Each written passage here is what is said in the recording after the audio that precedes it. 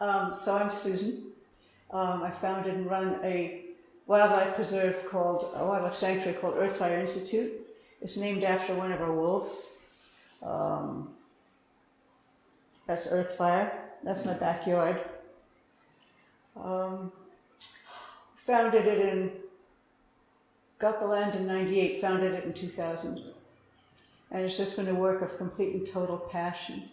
We have wild animals. They're most rescued. Some of them are captive born, some are rescued. Some of them are wild caught, wild born. Some of them stay with us for life. Some of them can be released. The stories I have are because of the ones that stayed for life. I'm going to back up first. I don't know if you can read it, but the fundamental thing I'm talking about is that if all life is sacred, if you believe it, what does that mean about how we live? It means we use really little. It means we think very carefully about everything we use. So my basic position is that all life is sacred. And then what does that mean about how we live?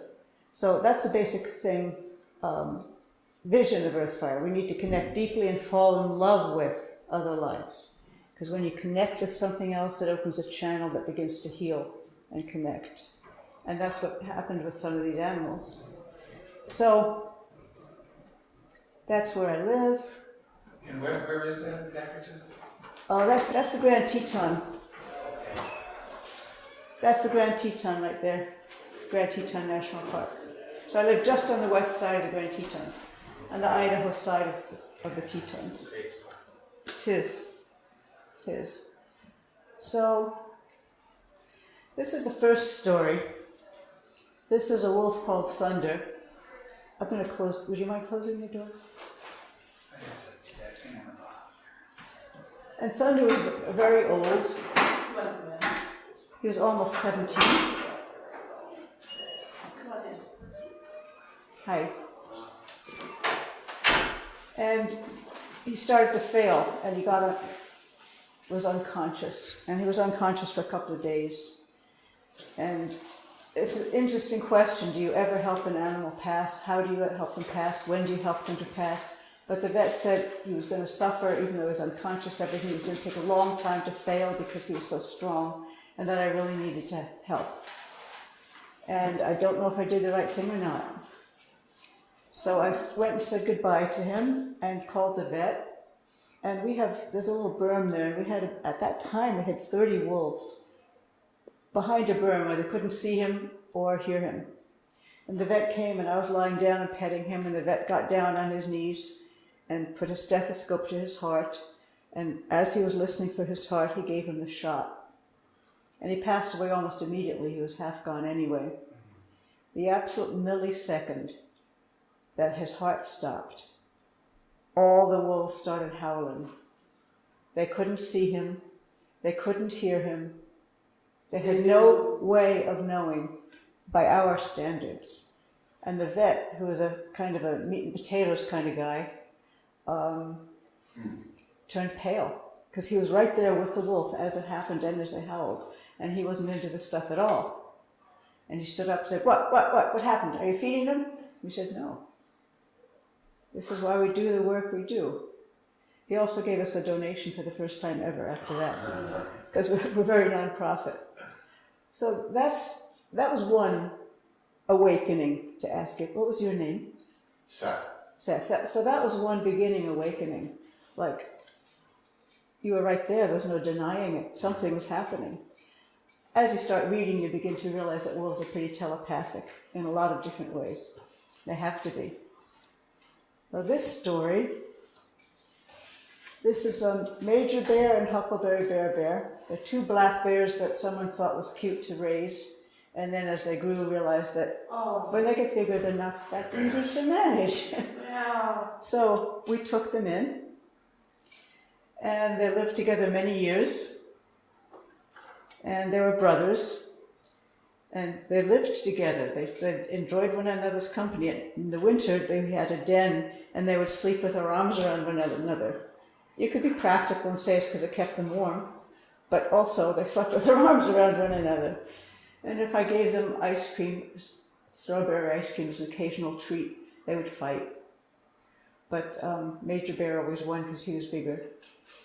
And you see poor Huckleberry Bear trying to hide his ice cream, but it didn't work. So they lived a long time, then Major Bear got ill. And we didn't know what it was. We tried the local vet. We put him in a trailer and took him all the way up to Washington State to see if they couldn't figure anything out. Like the university? Yeah, veterinary. Yeah, Coleman? Yeah. Uh-huh. They didn't know what was wrong. And we just brought him back, and eventually he passed away. A couple of years later, yeah. So that's Huckleberry Bear, That's the surviving. the surviving bear. So a couple of years later, we had a retreat with a bunch of students, art students from California Institute of the Art. And one of them was from LA. She was a costume dancing lady. She was a very good artist, but she knew nothing about animals, really, except she liked them. And for some reason, she was drawn to sit in front of his enclosure. And as she was sitting in front of his enclosure, she began to feel really sad. And then she found tears running down her face. And she said, "This is really weird. Why are the tears running down my face?" And then she heard, not the words really, but the feeling of, I miss my brother. And she said, "This is really weird because I don't have a brother." She's telepathic. So at the end, that night we had a campfire, and she said, "Did Huckleberry have a brother?" She didn't know. She was completely naive about the whole thing. She was just sitting there open, and this came to her. So you can analyze these things on many different levels, but the implication is a bear was sharing and transmitting its grief to a human. She felt it. She said, "I don't know why you're so sad, but I'm going to stay and visit you every single day that I'm here." And she did. And then he turned around and went back into his den.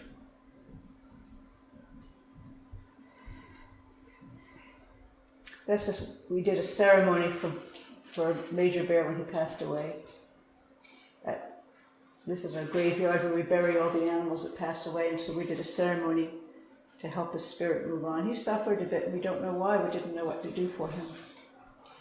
But the implications are enormous if you start to think about it. Am I speaking loud enough for you with that? Oh, yeah, no, he was just catching me up. I just Okay. Thank you. So,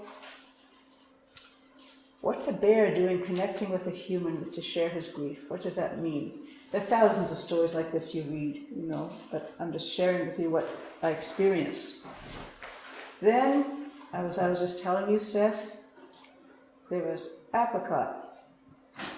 She was close to death here. She was receiving some energy healing. So for those of you who weren't here earlier, here's a medical record. I like keeping medical records because then it makes the stories more real. Not only do I have the pictures, I have the vet saying this is how she was. So it's not made up, because there's so much in this world now that's made up. So here's a medical record, which you can't read there, a little bit. Ataxic when walking, keeps kneeling, etc. So she, as I was speaking a little earlier, she had distemper to her brain, was supposed to die and didn't, but had all these weird symptoms where she couldn't walk straight. And she was this wild, free, delicate, feminine beauty. And because I couldn't stand it, I started to think, what else can I do? The vet said, heavy drugs. I said, that's not going to do anything besides shorten her life. And so I looked for, thought about it, and there's a woman down the road who does craniosacral therapy. Craniosacral, if you don't know it, is a form of energy therapy that focuses on the nervous system. And mostly it works on trying to help the fluids move better. It's got a lot of research supporting it. So just down the road was this woman who does this, which is she worked on paralyzed human systems. And I said, what the hell? So I called her and said, would you be willing to try working on Apricot? And she said yes. She'd never met Apricot before, and Apricot had never met her before. So when you see this video, I cut it short because this is a little longer. I have, if you ever want to see the whole thing, I have a video of her coming in and everything. But she'd never been in the yurt before, she'd never met Jill before. And as I mentioned to you earlier, a couple of you, and I'll mention it again, it's astounding.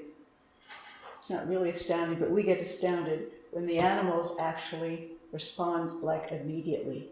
They know, they feel it, they feel the help. So let me see if I push the right button here. Should have to click right in the middle of the picture. Jill put her hands on Apricot's neck and back, feeling her way into her nervous system. She just come in, you can see how hard she's breathing, she's nervous. She started to settle in. It was as if she sensed we were trying to help her. We felt the healing quality of Jill's hands. She started with any new movement or sound, attending to her environment or danger signals, but she quickly settled that down. See that? A big breath. She started to attend more and more to what was happening inside her. To all our amazement, she entered into a deep trance. For 40 minutes, this shy, skittish wolf lay there taking in healing energy. When Jill felt she had done enough, she pulled her energy back. Apricot woke up and looked a bit disoriented, as if she had been very far away. She didn't know that woman before? Slowly got up and started to explore the earth. As we sat there, she came back, laid down, and basically asked for more. Jill worked on it for another 20 minutes. When we were finished, it looked like she was thanking her, grateful. Instead of imposing on her system with drugs, Jill had helped her find her own energy to heal herself. The next day, though her neck was still arched, Apricot had a new look in her eye, bright, energetic. It was announcing her step. We asked Jill to come again. This time, Apricot pulled her all the way to the earth. Because his knees hurt on the floor, we decided to try to put her on a massage table. Again, she settled down quickly in this new environment. A wolf settling in on a massage table. She went into a deep healing trance. And when we were finished, just lay there, breathing deeply, eyes closed for a long time as we watched. A third time, she came in and went directly to the massage table, stood up, and put her claws on it. The treatments continue. Apricot is not yet fully healed, but she's much better. So this is not a domesticated wolf? Well, it's a captive bred wolf, Okay. yes. We have combinations. Some of them are captive, some are bred, and some are wild.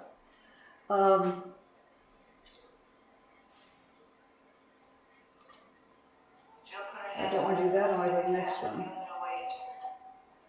Jill put her hand. Oh, that's another wolf. So, she healed completely.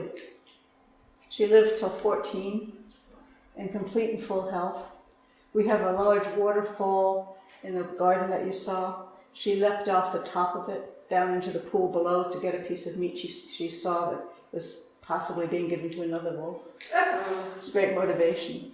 So, make of it what you will.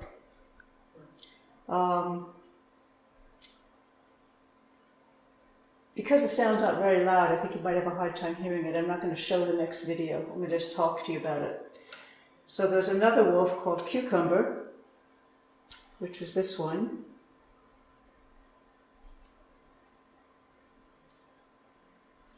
So Cucumber was a runt, a feisty little runt, and really wanted nothing to do with humans for a long time. And then one day, I saw her, it was like mid-December, and she was just standing there and I felt something calling me, and I looked at her, and it's like she was asking for help. Now, wolves in the winter have a very thick fur, and it's very hard to tell if there's anything underneath, but when we weighed her, she was like 37 pounds. There was like nothing there. We rushed her to the vet. The vet said, I don't know what's wrong with her. She took a blood sample and said she had peritonitis. Her entire intestines and cavity was absolutely filled with bacteria. And she said, until I know what's wrong, I think she's going to die. But if I operate on her, she's so weak, she's going to die. And my basic reaction is screw that, which you can take out of the film. We're not going to let that happen either. Give it a chance. Among other things, I already had this experience about the animals, wild animals having so much more vitality than most vets had experience with. I said, oh, she's going to die anyway, you might as well do the operation. The operation was 4 hours long. She lived. Part of her intestine had slid up in another part. And so not only did she have a blockage, but it had died, so she had that massive infection. And so they cut her intestine in half and resected it and took her home. And it was dead of winter, so we put her on a heated floor that we had in a little cabin where we live. And it was like constant nursing, like every 2 hours, something to get her intestines to move, something for this, something for that. It was constant attention. And she recovered. And apparently she discovered she really liked the attention and she really liked the warm floor. She did not want to go out. So obviously I couldn't put her out for a couple of months because her whole belly was cut open, metal staples and all, but we finally put her out in the spring. She complained very loudly. Put her in with a beautiful, handsome male wolf, didn't matter. The betrayal and the rage, if she wanted in, she wanted in, she wanted in. We were, no, wolves don't belong in the house.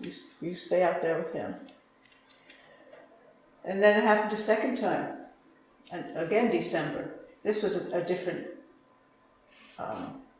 sometimes we'll feed them wild meat that has been done in a grinder we get from a butcher, and her stomach was full of shavings that had macerated the inside of her stomach. But she was ultimately recovered. And we put her out, and she said, no way in hell, I'm not staying out. I really loved all this treatment, in effect.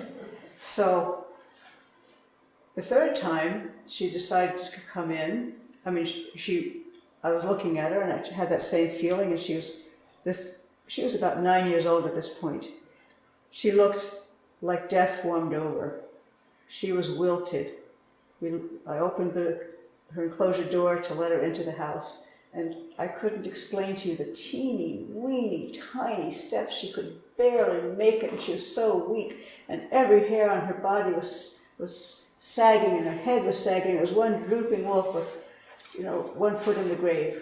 And I panicked and called the vet. The vet couldn't come till the morning. We laid her on the floor. Didn't have any sleep that night because we had another wolf in there that she didn't like. And we had my Malamute, who she really hated. And we had to divide them all up. She got no sleep. In the morning, got up, there was Cucumber, bright and happy and cheerful, jumping up on her hind legs waiting for her breakfast. She had manipulated her way back into the house. Oh! She was playing sick. She Convincing. knew what got her in there. No two ways about it. That little thing. Drama. It was not just manipulated, the drama of it, and the drama queen quality of it was unbelievable. Award. Oh God, it was good. Well, the reward was she got to stay inside during the winter. Well, then we gave in, and we said, okay, you're going to stay out during the most of the day, but we'll let you in the morning for breakfast. And if there's enough time later, I'll show you the video. You'll see her smashing the door open and coming in. So she would come in for breakfast, and we'd let her be in her queen's den, which is the cabin. And then my partner and I started meditating. Running Earth Fire and starting was really difficult. We had no money. Everyone around us wanted to kill all the animals we have. I live in Idaho. They want to kill all the bears, all the wolves, everything. So the energy was really negative. We had no money. It was really cold. tiny little cabin, long winters, very stressful, worrying about the animals and how we're going to do it all. And so we started meditating to try and ease some of the stress between us and overall. And so we had a little Tibetan bowl, and we'd sit and get ready to meditate and ring the bowl. And this I have on video, so we can look at it later if you're interested. She started circling us. And she would circle us like 3 times. And then she'd go onto the table and lie down, and we'd do the meditation. And then she'd ring the bell, we'd ring the bell again, and she'd get up and she'd circle us. And then she'd be ready to go out. So I don't know how she was somehow meditating with us. She didn't race around, she didn't try to tear down curtains, she didn't try to steal food, jump on counters. She laid down with us. So that seemed to me to be a dramatic change from a wolf who wanted nothing to do with humans, because she was too busy trying to be queen. Tiny little queen, but queen. And she switched. And then we had a retreat with someone who was trained as a shaman. Ordinarily, I'm very careful about this, particularly because it wasn't a native shaman, it was a white shaman, and I'm very leery of anything that's not as true as possible. But I knew that she was ethical, and we had a retreat, and she had several people there on the yurt, and the second day or so they were already quieted down and trying to tune into nature, and John, my partner, suddenly said, you know what, I think Cucumber's ready to do this. And so we told everyone we were going to bring her into the yurt, and everyone was very respectful and very quiet. And he brought her over to the yurt, and he said to her, in his own telepathic way, basically, they've never met a wolf before. This is your opportunity to be an ambassador for wolves. And, you know, I'm sure you're going to be a good little wolf, but you don't have to go in if you don't want to. So he took her to the base of the stairs. The yurt has a bunch of stairs to go up. And she had her ears down and her tail was between her leg. And he said, again, you don't have to go up if you don't want to.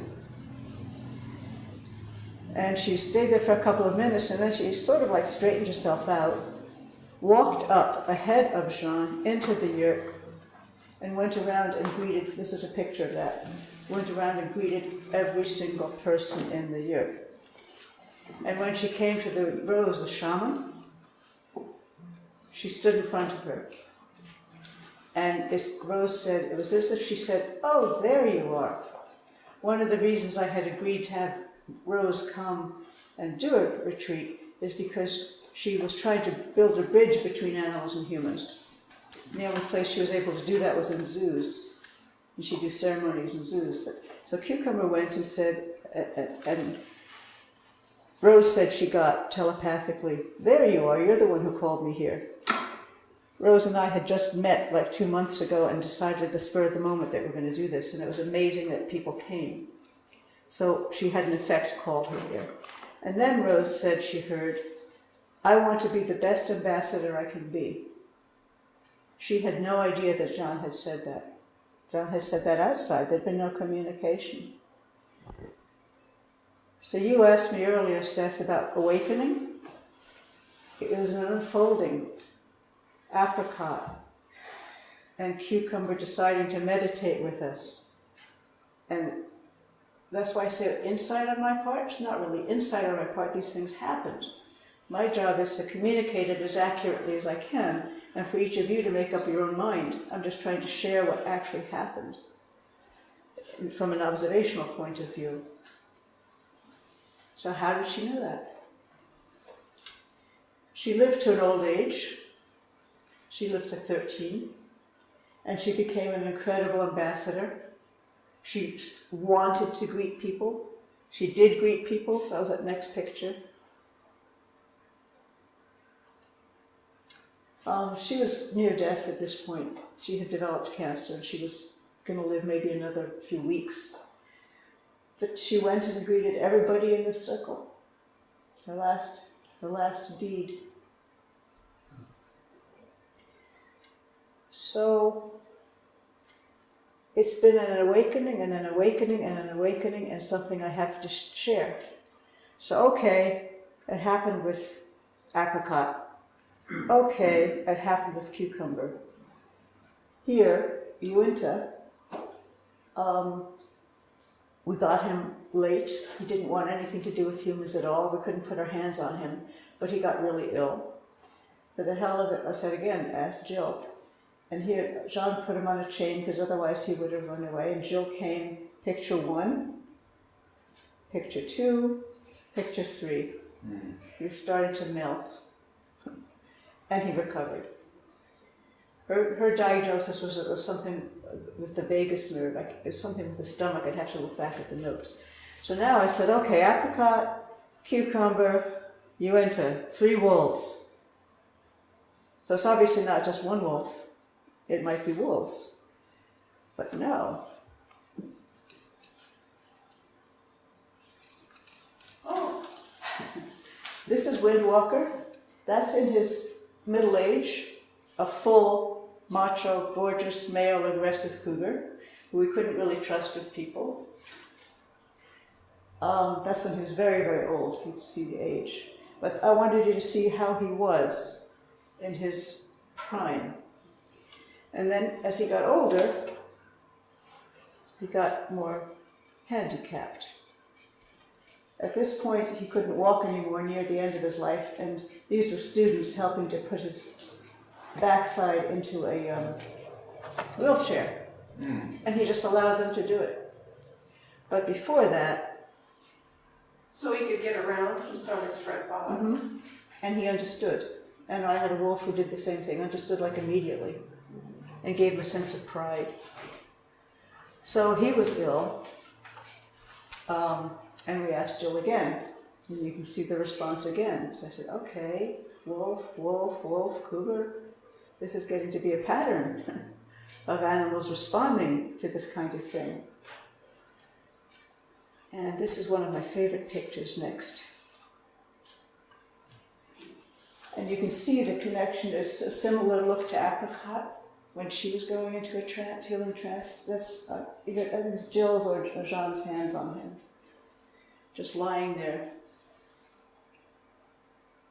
absorbing it. There he is, just loving being loved.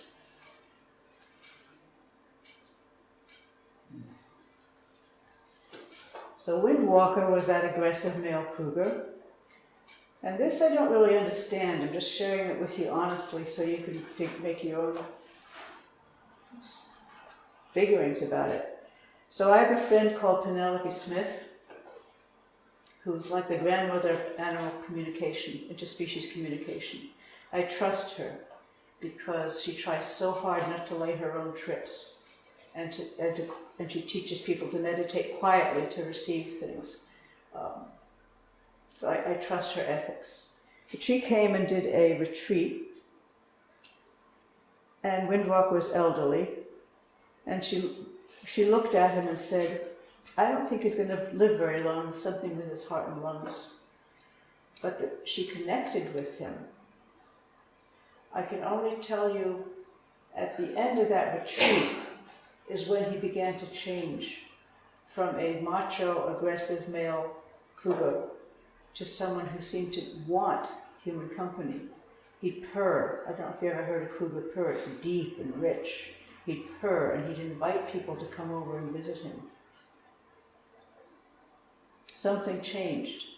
My theory is, I'm not telepathic myself. I'm empathic, but not telepathic. That somehow Penelope connected with him. And the idea that he could not just be a wild animal, so to speak, but actually be connected with and seen is the best that's what happened. He changed. I suppose it could be just age or whatever it is. From my point of view, my explanation is that he was seen somehow and heard somehow. Penelope's was that, because she works very much in spiritual areas, that for the first time he realized he was a spiritual being as well as a cougar, as in a way we all are, spiritual beings and humans. we started to have some more retreats after that when he changed and included him in them because he was different. I have other pictures of him surrounded with people petting him. Retreats where he would do the same thing that Cucumber did. People would sit around him in a circle and he would look at each person and they each felt as if they were getting a transmission. Now, again, I'm much more grounded.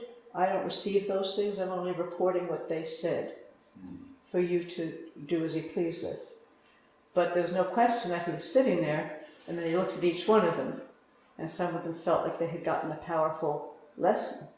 Obviously, they're oriented that way because they're at a shamanic retreat, but that's what they felt. In any case, that's how it was for several retreats after that one with Penelope where he was connected with.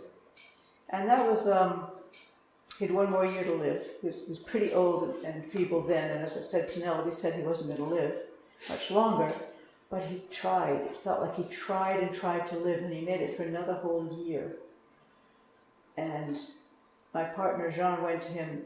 We held our last retreat in October, and he said he felt like Windwalker had said to him, "Are there any more people coming?"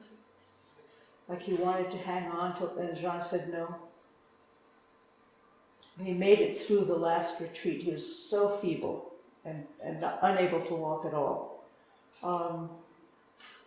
And 2 weeks later he died after the last retreat.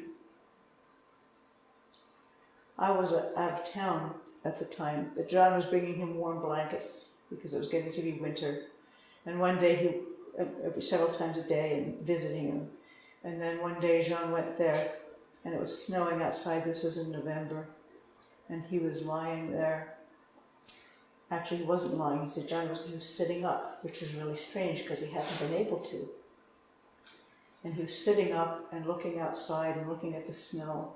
And John entered and touched him, and he startled, like he was somewhere else. And John touching him brought him back into his body. And then he lay down, and John put his head in his lap, and he was purring. Windwalker was purring, and then Windwalker couldn't purr anymore. And John started purring for him, and he just passed away in John's lap. So the thing that reminded me of when you read some stories about people who are hospice nurses, that this is the same thing that happens with humans. They're partly in another world already, or they're looking at something else. So again, there's that profound connection. This could be a cougar, no, wait a minute. But all these other levels. And the other levels partly because he was in a captive situation, you would never know that in the wild, and you probably wouldn't know it in a zoo. It was an intimate connection. But if it's possible in one cougar, it's possible in all cougars. It's possible in one wolf, it's possible in all wolves. Who are these beings we're living with that we don't know? What magic might there be for us?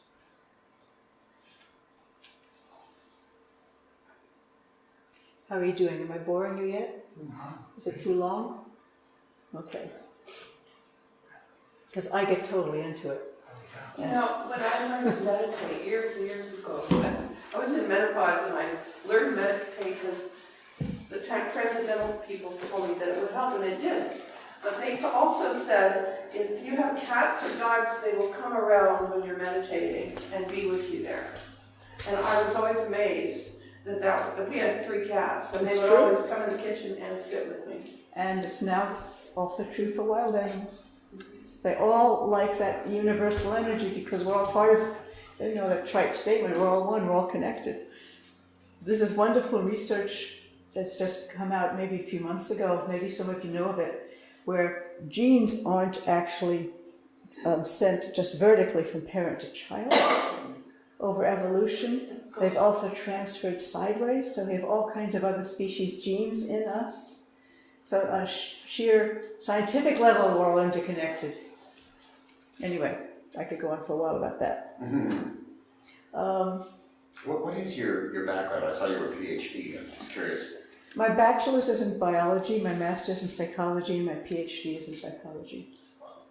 I also have a small private practice where I help work with helping people find themselves to bloom. And I do that partly by helping them be in connection. I'm big on blooming. What was the word? Blooming. Booming? Blooming, like flowering. Oh, blooming, sorry. I think we all need to bloom. Yeah. So another one.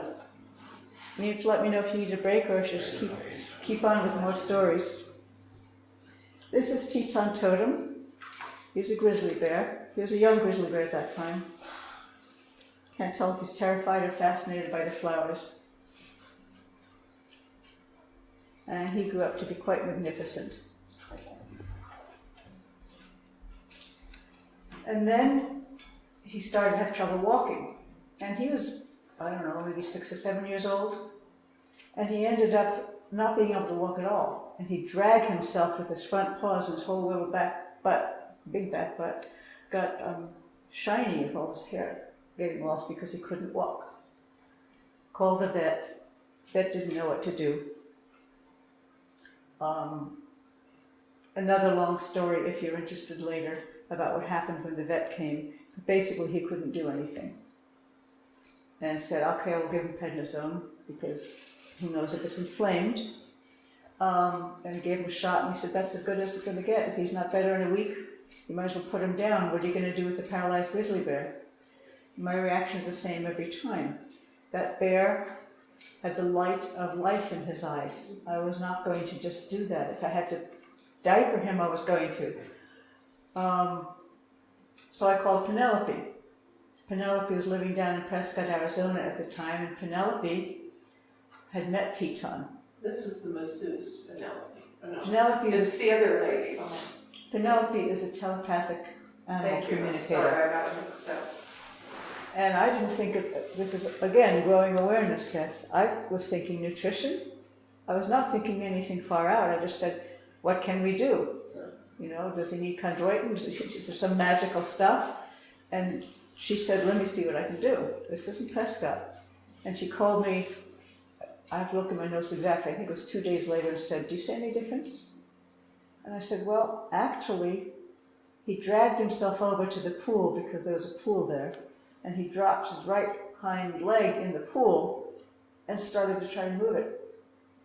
Now, me being skeptical, said, I don't know, could have been coincidence, Penelope, I don't know, but that's what happened. And so she called another couple of days later, any difference? And I said, maybe, I can't tell. Another few days, maybe. About a month later, he was walking. This was in September. By end October, he was walking. I was terrified because then he goes to sleep for the winter and it's cold and arthritis, and we made a special den for him and we lined it and everything, and I worried anyway. When he came out in spring, that bear was walking and he was sweet. Before that, he'd been a bear. When he came out, he was sweet. And he was so sweet that when people come to meet him, and this again just happened, I said nothing. Sometimes it just burst into tears. This has happened, I don't know, many times, and I've got lots of people writing about it. They just burst into tears because there seemed to be such kindness. This is, I don't have enough pictures of him, but there are tons on my website.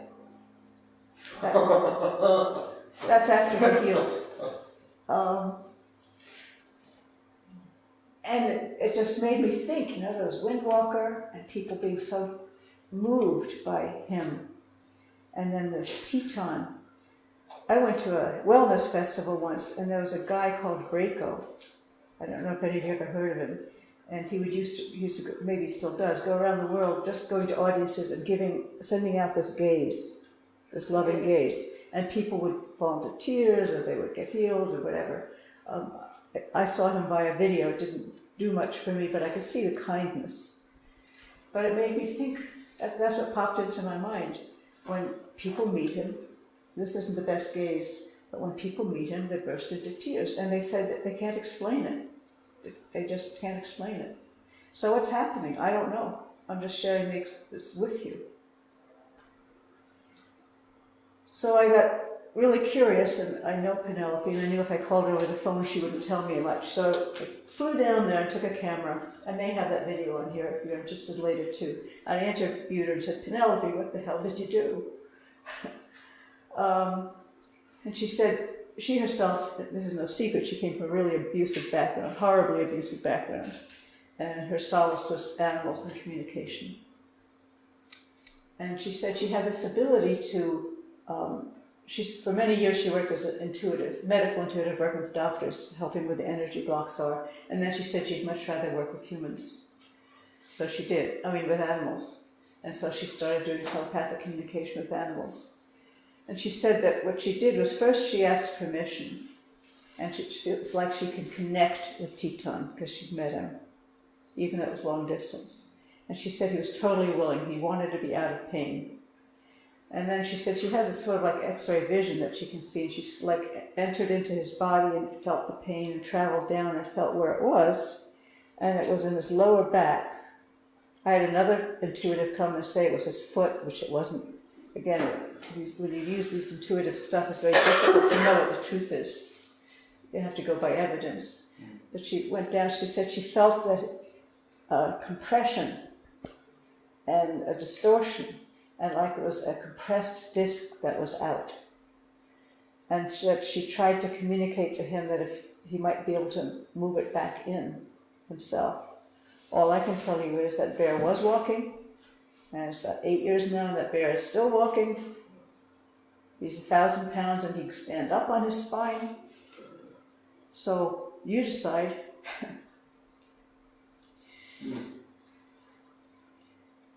So those are some of my healing stories. There are many more. I don't know what time it is. 4:30. So how much time do I have? I don't know. I think it's 5:15. To 5.5 hours. You know, the Chinese are using energy to heal it. I've watched a lot of, let's see, what is his first name? Braden is his last name. Greg Braden. And he has, in one of his early YouTube things, in China, these professional people go to the hospital and say these healing words to this woman who's sick with cancer, and it goes away. Like with them doing this chant. And it's hitting someplace in the essence of a consciousness that removes everything of the thing that's causing ill health. And somehow, the first time I saw that, I was just, because just keeping yourself whole and keeping, trying to keep the negative or the awful stuff out of your consciousness, because it's just all prevalent in the society that we live in, and that kind of thing where we're actually going in a moment and healing someone, not just one person, but several people. It's just an amazing thing. My main point for this talk is that this is true for animals too. And we don't know that usually, and we don't think that usually, and how important it is to expand our awareness of who the animals are, not just to think of human healing. And how it works, I do not know. Well, maybe we could theorize, Can I give you one more story? Sure. Yeah. I want to share one more. Then we can theorize. So this is Humble Bumble Bear. It's a baby. Yes, he's not quite a normal baby. The definition of normal anyway. He came to us from a roadside zoo, and there's something clearly wrong with him right from the beginning. When we'd hold him and try to feed him, he'd just be rigid, like terrified of being dropped, just rigid, and he'd just burble, and take like 20 minutes to feed him. Usually, if you have a baby bear, it sucks it down in 1 second. It's gone. Yeah. So Humble grew up, and we realized that he was basically a learning disabled bear. Oh. And people say, how do I know that? I can always say, hell, I'm a psychologist.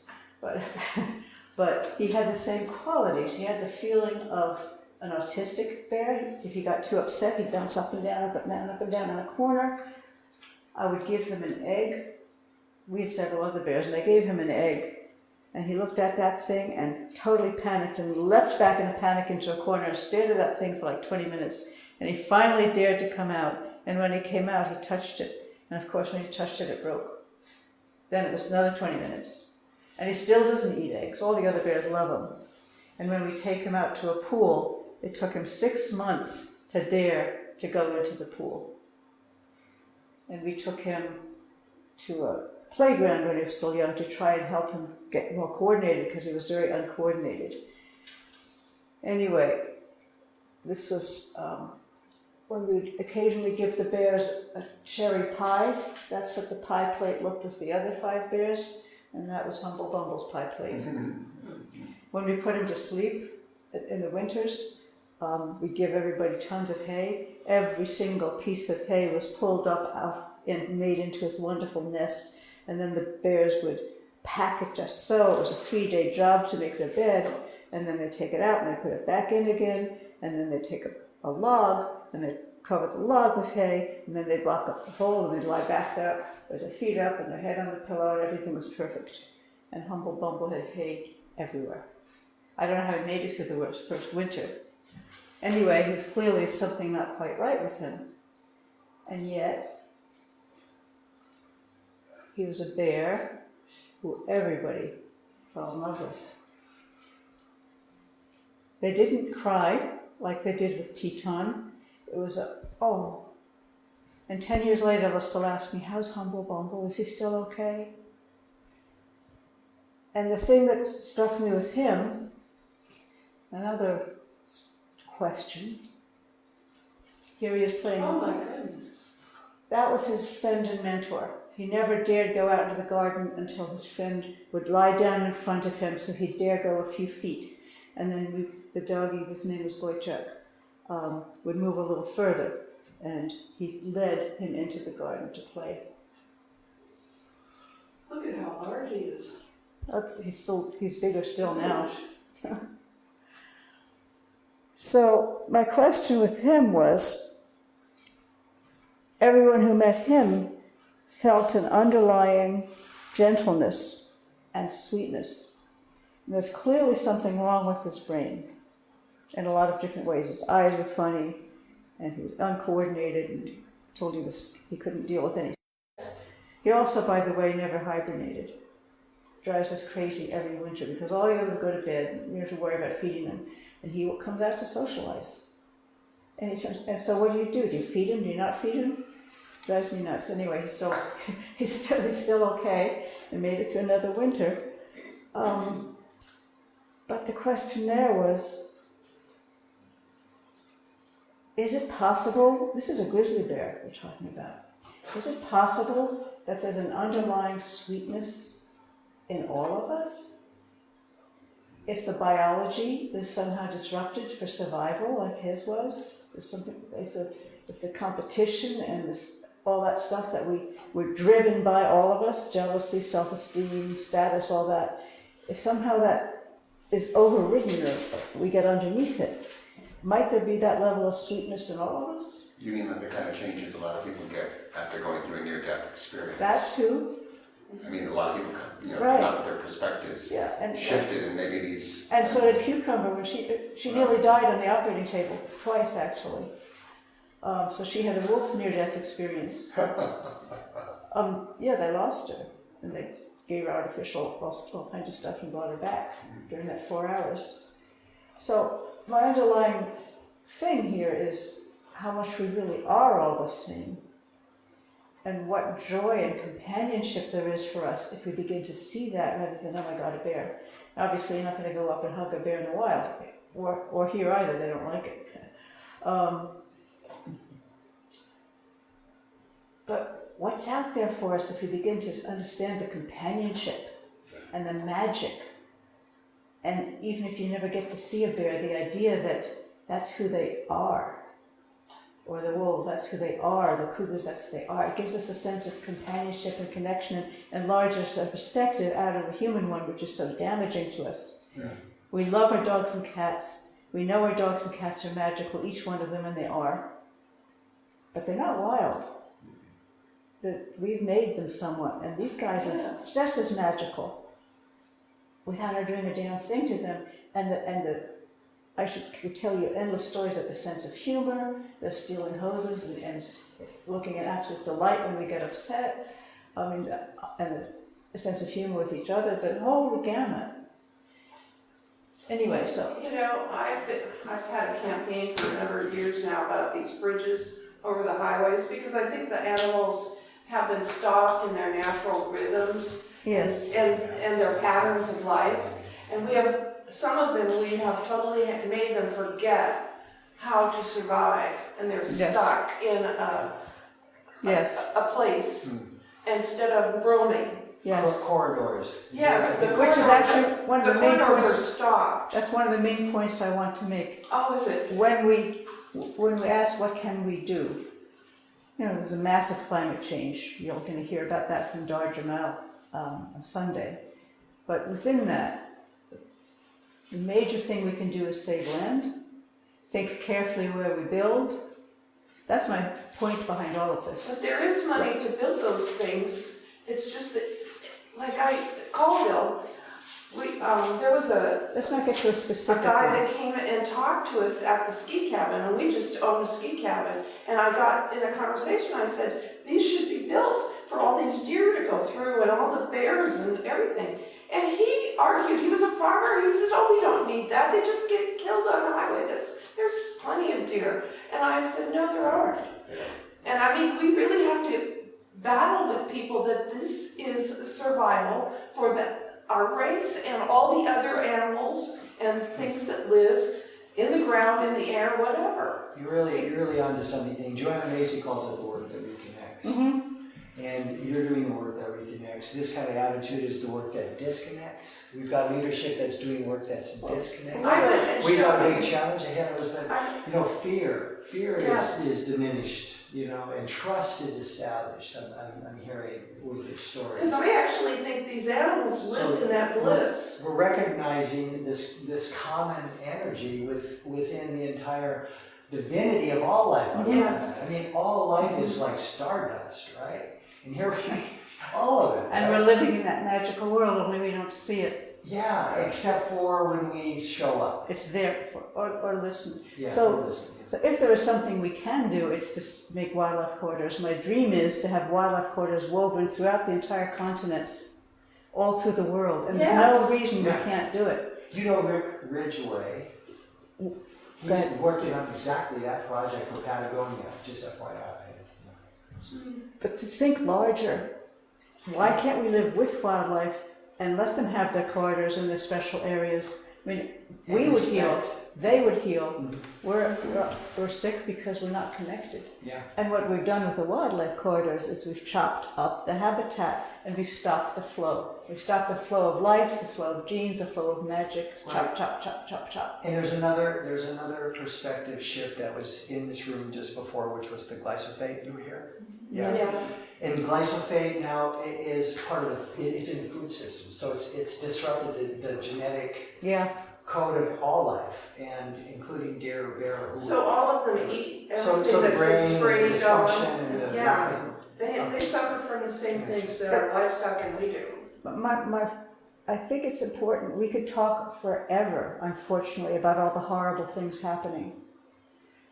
And we could focus on it. And our human brains get pulled towards the negative.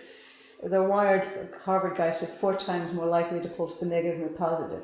You have a wonderful group of people and one person's angry, guess where all the energy goes? Mm-hmm. We can't allow that. We need to focus not on the Pollyanna, but on what can we do. So I don't want to talk, particularly here, the whole conference will be on lots of all the things that are going wrong.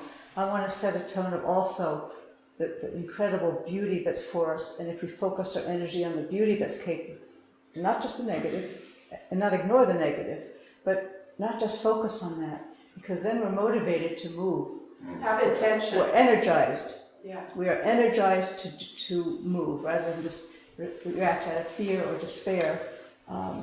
Look what's there for us if we get to save it. And we work harder and we work more joyously and we work with less Well, you're onto it, but you know, the expectation of a human being with a diminished capability of recognizing oneness or connectedness, that's what we're dealing with. What is that? What promotes with enthusiasm the work that disconnects? What is that's fear? Right? That's fear, yes, that's exactly what it You know, is. I think we're partly wired for it. You know, 2,500 years ago, there was the axial age. Any of you familiar with that? The wish show? The axial age, someone called it about 2,500 years ago. At the same time, independently, Jesus, the Buddha, the 4 or 5 world religions came up spontaneously at the same time. Give or take, some of 25, a couple of centuries, 25, 27, 29, yeah. And the essence of all of them, I'm speaking now for the work of a really interesting Buddhist scholar called David Lloyd. He's got a book coming out, it just came out, called Eco-Dharma, how Buddhism can contribute to the conservation. And he was saying, what happened back then was all of them emphasized basically for the first time this huge idea that all beings had worth. It got perverted very quickly into empire building and all that, but it arose. We had it, and then we lost. Threads of it have stayed, but mostly we've lost it. And this is a time when we have to do that again. Yeah. We did it once, we lost it, maybe we can do it again. And his suggestion was, well, he thinks we need to do massive civil disobedience at this point because this crisis is so bad, but kindly. And someone else suggested that what we need to do is meditate 108 times a day, which is basically every 10 minutes. Just to stop for a minute, to bring ourselves back to our sane side, so we don't get lost, because all of us get lost in it, in the fear and the anger and all that. But to keep on, to start to help us and the human race awaken like pretty damn fast, awaken to what's around us, stop getting trapped in all that stuff. I guess at that point I'll just stop. So as somebody who's a scientist, you know, who came up through psychology, did you have any difficulty accepting what you were saying? Did you expect to have these kinds of experiences? Absolutely not. Sorts of things? Did you struggle with doubt of what you were encountering, and do you still? I ask, of course, because that's something that I've had experiences that is similar. That's because I'm saying to you. And I struggle against. What the hell happened with Windwalker? He changed. There's no doubt. I could give you 6 or 7 clear observational things how he changed. And I can tell you when he changed. I can't tell you that it did it. I do have doubt. And there are people who are much more tuned into that stuff than I am. I'm not. I'm actually grounded first in science. Yeah. But a good scientist doesn't ignore what you see, even if it doesn't fit. And so yes, I do struggle with what the hell happened. I do. But it happened. I think those other people might be better off than those who are grounded on the science side first. Because we have to really struggle against ourselves. Yeah. I always say that you don't have to go out in nature to meditate. If you are in New York on a skyscraper, you can find a place and commune with the rest of the universe. And like sometimes it's called the gap, but it's not really in our consciousness, it's outside of that somewhere. And I'm using the wrong words. But it connects to all of these entities of animals and actually, you know, there's even like Skeeter has just totally dumbfounded me several years ago with his fairies. And now I pretty much believe in fairies. And I heard about Finhorn years before I met Skeeter. And, you know, and I was like, but there's entities that maybe are totally invisible that are helping our world or that do things. And I mean, we're totally irrelevant in our heads about it because we've never experienced it. But they could really be there. Did you want to ponder some? You said let's ponder things. I've got lots more stories and lots more pictures, but I think it's getting close to time, so. Yeah. We'll take another story. We'll take another story. Okay, there's a quickie. This, you see the telepathic connection? I could take a picture like this 1,000 times. This wasn't a chance picture. One unit. They're also fabulous. Connection. Well, one on the left has an aura. Yeah. Yeah, it does. That's Nightwind. That's like distinct. This one, he was taken away for a photo shoot and his mate was just coming into heat. It was only like a half hour, mind you. You can feel the absolute agony in that call. Where's his mate? Where's his mate? Where's his mate? This was a sad story. Do you want to hear a quick sad story? This was Sindar. She was a very healthy 4-year-old and suddenly got really ill, and the vet said she had pneumonia. Why would a healthy young wolf suddenly develop pneumonia? And she gave us antibiotics, it didn't work. She was really, really ill, called the vet again, and the vet woke up in the middle of the night. You know what she has? She has a lung torsion. One of her lungs is twisted. And it's like so rare, she said you'd never see it again in her life. And we figured, why? We rushed her to the vet, there's no surgeon locally, but she died on the way. At the same time, they had just decided to start shooting wolves again, right around our area. Oh. And in Chinese medicine, the lung is a seat of grief. So again, as you decide, but that was, we couldn't figure out why. Something so rare, such a healthy young animal. This was gorgeous. We got a little 3-legged deer. And he grew up. And I called him Runs Like the Wind He because was he born did. that way? No. No, he was in. Someone found him by the side of the road with a broken leg. He still had his umbilical cord attached. Oh. 2 broken legs. But she was an emergency nurse and she picked him up, took him home, tried to nurse him, lost 1 leg, realized she couldn't keep him and gave him to us. So he only knew humans basically from age 3 or 4 days. And I have videos too of this. That people would walk in and they'd see that little deer, full grown at that point. And that deer would start to glow. And the people would start to glow. And you could almost feel the glow between the 2 of them. It was astounding. They couldn't tear themselves away. And I began to think, apart from the sheer beauty of it, is that what it's like to live in a herd? That he was emanating an invitation to join him as a herd, and we felt it heart to heart. And what must it be like to be in a herd of deer or a herd of bison? I can only tell you that people would glow. Buffalo story. You're going to have to tell me when to stop, okay? I'm not running the timeline. You're in charge. Yeah, well, I think you know more than I do, but. Okay. The meetings. I don't know, I left my schedule someplace else. I can Does anybody have a You've schedule? got till- It's supposed to end at 5, I think. Yeah, Yeah. and it's 4:48, so you got 10 minutes. Okay. And we're still on schedule.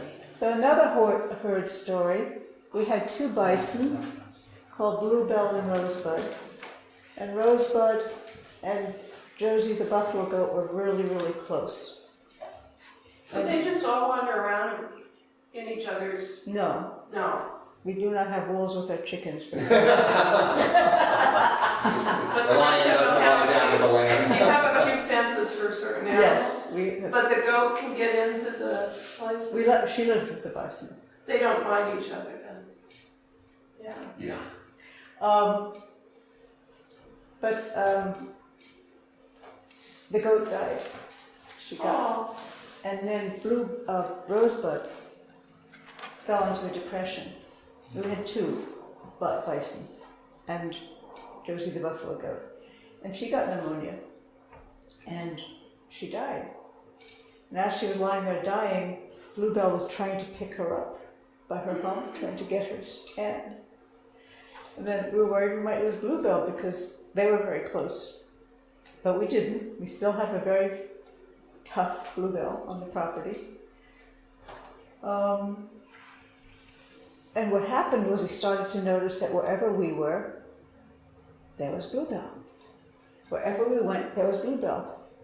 And when we do retreats, we only do a few a year, but often they're people who are interested in healing, or have healing hands.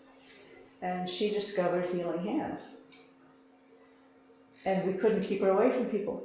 She let them touch her. No, No. she demanded.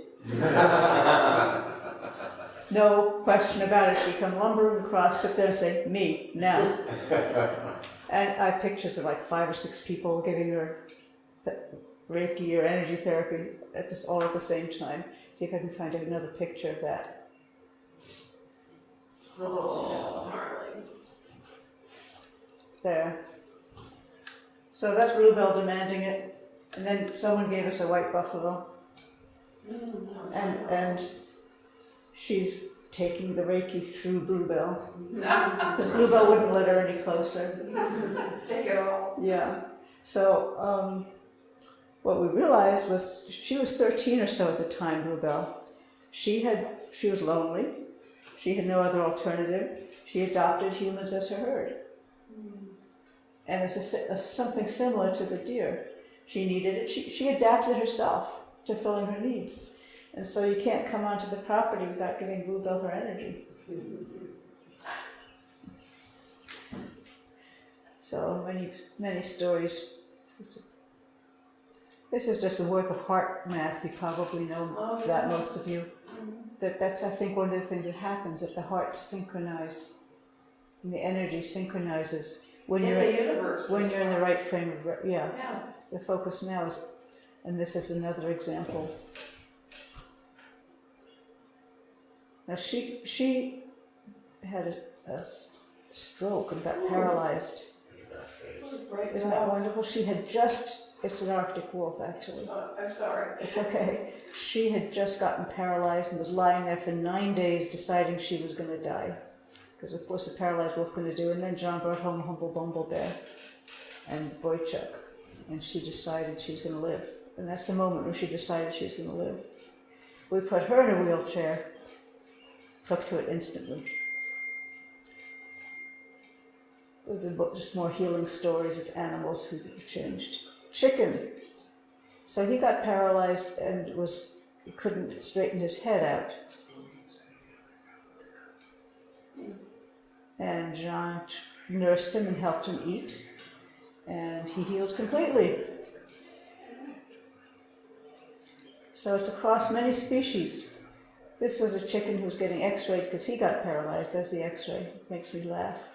He healed completely. Give animals a chance. And here's the why do I was talking about, the Yellowstone to Yukon Wildlife Corridor. Yes. And how much we need to make this connected. And people are working really hard on it. I have an intern who's specializing in trying to talk to people about their attitudes about it and how to make a change. And that we just need to do that around the world. We're located right down here. Where are we? At the bottom of the wildlife corridor. We're right down here.